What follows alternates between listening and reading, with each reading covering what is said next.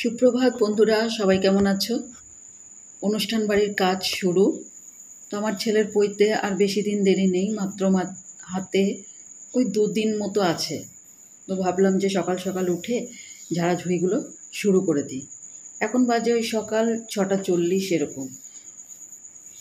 তো ঝাড়াঝুড়িগুলো আমি এদিকে করে নিচ্ছি, আর আমার হাজব্যান্ডও উঠে গেছে। বললো তুমি এদিকটা পরিষ্কার করো, আর আমি অ্যাকোরিয়ামটাকে পরিষ্কার করে নেবো আজকে, কারণ খুব ময়লা হয়েছে ওটাকে একটু ধুয়ে মুছে পরিষ্কার করে নেব।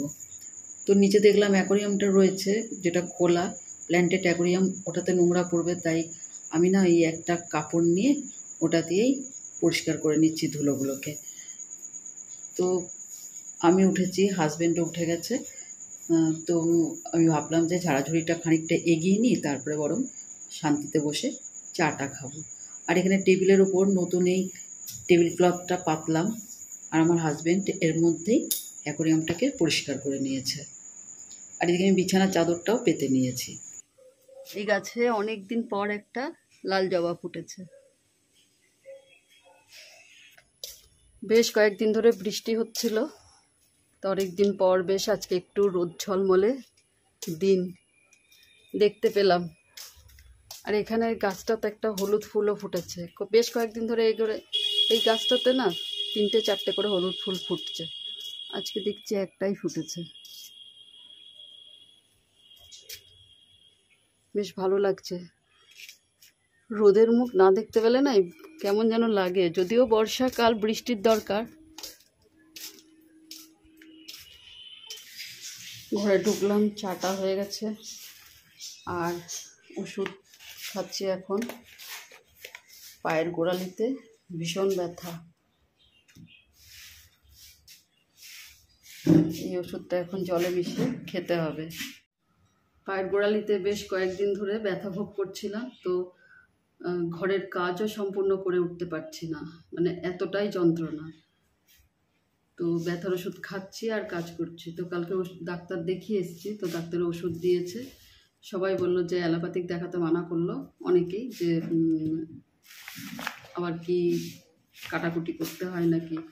তো সেই জন্যই হোমিওপ্যাথিক ডাক্তার দেখালাম এক জায়গায়, বললো ওনার ওষুধ নাকি খুব ভালো কাজ করে। তো এই মুহূর্তে দেখলাম এটাই ঠিক, ব্যথা না কমলে তখন ব্যথার ওষুধ একটা করে খেয়ে সেটাই এখন খাচ্ছি। বাকি কাজ হয়েছে অনেকটাই, তবুও বেশ খানিকটা বাকিও আছে, তো সেগুলো করতে হবে।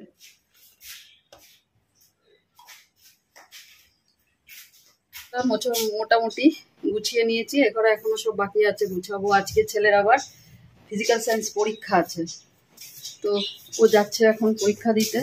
খাওয়া দাওয়া হয়ে গেছে, ওই আলু ভাজা, ডাল, আলু ফুলকপি দিয়ে ভাজা, ডাল ভাত হয়েছে, খাওয়া হয়ে গেছে, এখন বেরোবে। আর আমি এদিকে টুকটুক করে করছি, পায়ে ব্যথায় অস্থির হয়ে যাচ্ছি, সেরকমভাবে পাচ্ছি না, তাও করছি, চেষ্টা করছি যতটা পারি, করতে তো হবে বলো।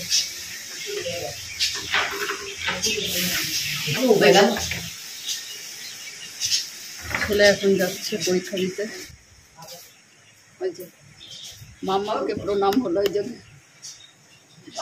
ছোটো মা এখন এই খাটের চাদরটা পাল্টালো, আর আমাকে জিজ্ঞেস করছে কেমন হয়েছে। ভালো হয়েছে, হ্যাঁ, এটা বালিশের ওয়ার ভালো হয়েছে।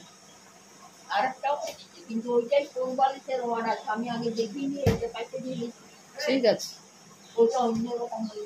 ভালো হয়েছে। এখন সব গোছাগুছি, পরিষ্কার পরিচ্ছন্ন এইসবই চলছে।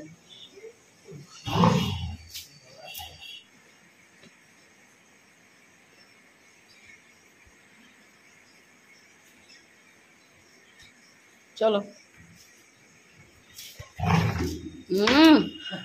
দেখছো? আর আজকে রান্নার মধ্যে এখানে ঝিঙে কাটা হয়েছে, ঝিঙে আর এই যে কাঁঠালের বীজ আছে, এই দিয়ে একটা ঝোল হবে। আর আলু টালু সেদ্ধ হয়েছে, আর এখানে ডালটা ফোড়ন দেওয়া হয়ে গেছে। কালকেই সেদ্ধ করা ছিল ডালটা, তো আজকে শুধু ফোড়ন দেওয়া হয়েছে সেদ্ধ ডালে। বন্ধুরা আজকে এখন গেট লাগাচ্ছে বাইরে, দেখে আসি বাইরের থেকে কেমন হচ্ছে। দেখি ভিজে আছে, কোথা থেকে জল পড়ছে।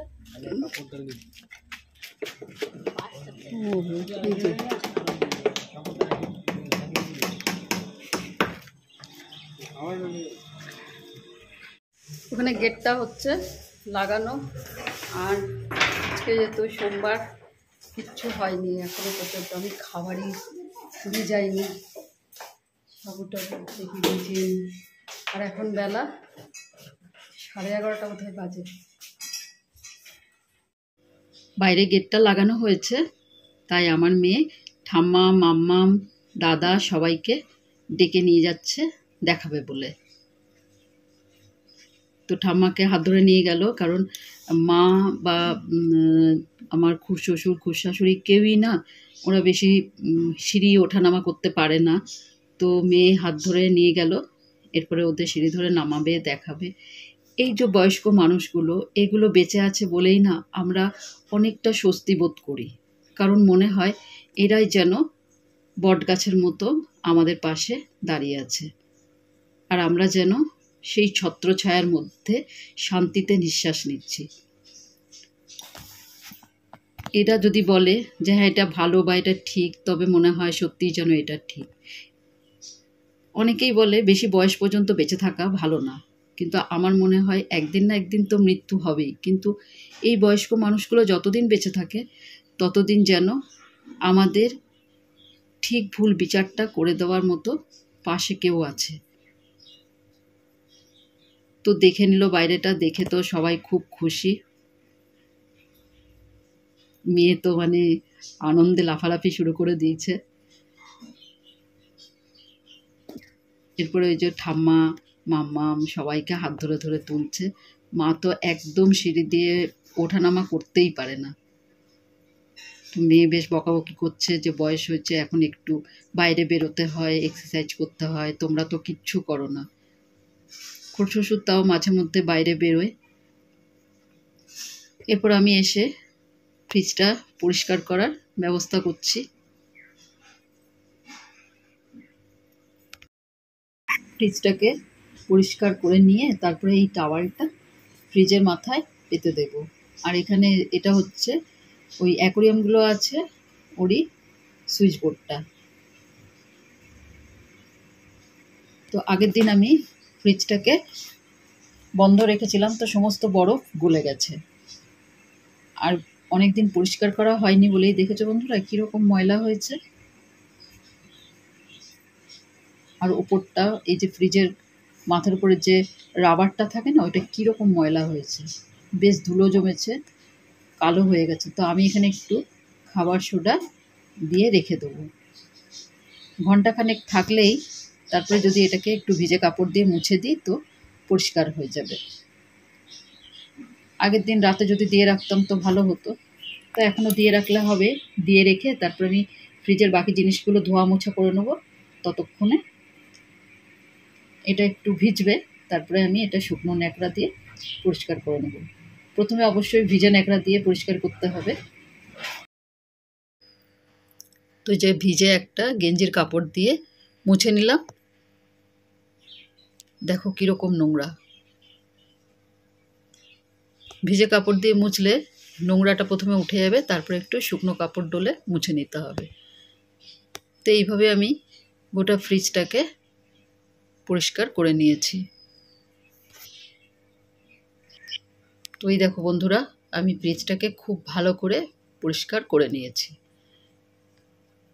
তো ভেতরটা অলরেডি আমি ভালো করে পরিষ্কার করে গুছিয়ে নিয়ে এবার বাইরেটা একটু কলিন দিয়ে পরিষ্কার করে নিচ্ছি। বন্ধুরা ওদিকে গুছিয়ে টুছিয়ে স্নান করে পুজো করে এসেছি। আর এখন খাবার বলতে হাজব্যান্ড আর ছেলে খাবে, কারণ ওরা মাছ ভাত খাবে। আর মেয়ে তো মাসে সোমবার করেছে, ও খাবে কাউন চালের ভাত, আর আমি খাবো সাবু। তো এই যে মেয়ের জন্য কাউন চাল করে রেখেছি রান্না, আর আমার সাবুটা ভিজিয়ে রেখেছি ওই ঘরে। এখানে উচ্ছে আলু ভাজা, মুসুরির ডাল, এটাও হচ্ছে ওই ঝিঙে, কাঁঠালের বীজ, আলু এসব দিয়ে একটা তরকারি, আর ইলিশ মাছ। এই হচ্ছে আজকের রান্না। হাজব্যান্ডকে নিয়ে খেতে দিল ভাতটা দিয়ে। আর আমরা খাই, বেলাটাও অনেক হয়ে গেছে।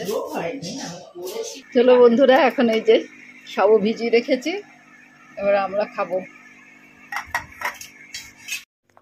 বন্ধুরা, খাওয়া দাওয়া সেরে আমরা এখানে নেমন্তন্নের কার্ডগুলো সব ঠিক করছি, যেগুলো দিতে হবে সব নাম টাম লিখে ঠিক করা হচ্ছে। আর এখানে মাসকাবাড়ির গ্রসারি বাজারটা এসছে, তো এগুলোকে সব ঠিকঠাক করে গুছিয়ে রাখতে হবে। আর তারপরে পৈতে বাড়িরও কিছু মাল জিনিসপত্রও রয়েছে, সেগুলোকেও ঠিক করে গুছিয়ে রাখতে হবে। আর আমাদের আগে যে সোফাটা ছিল না, দেখো সেটার অবস্থা, লাকি কি অবস্থা করেছে। তো এটাকে পাঠিয়ে দিয়েছিলাম প্রায় দিন 7-8 আগে, তো এখন একটা নতুন সোফা করে নিয়ে এসেছি। অবশ্য এখন সন্ধে 6:10 বাজে।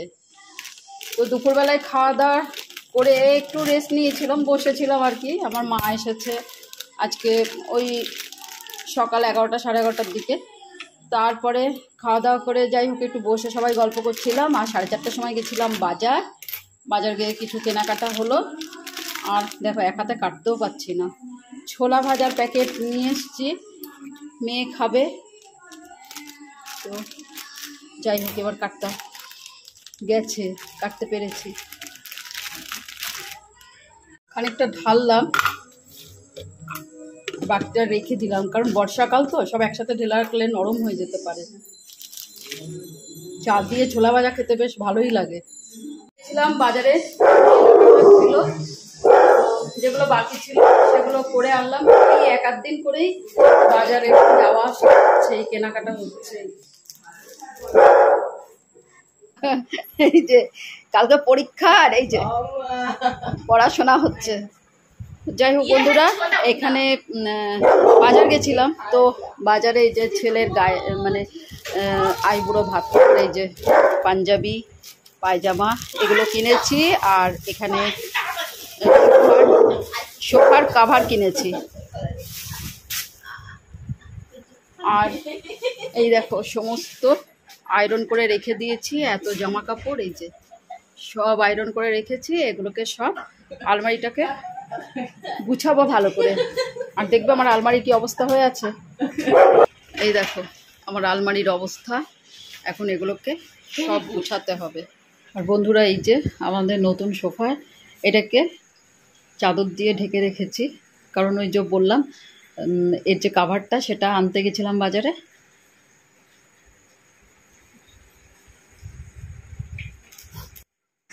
বন্ধুরা, নেক্সট দিন দেখা হবে অন্য একটা ভিডিওতে। তোমরা সবাই খুব ভালো থেকো, সুস্থ থেকো।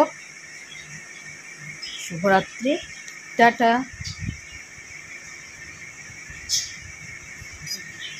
এইরকম বানানো হয়েছে এটাকে।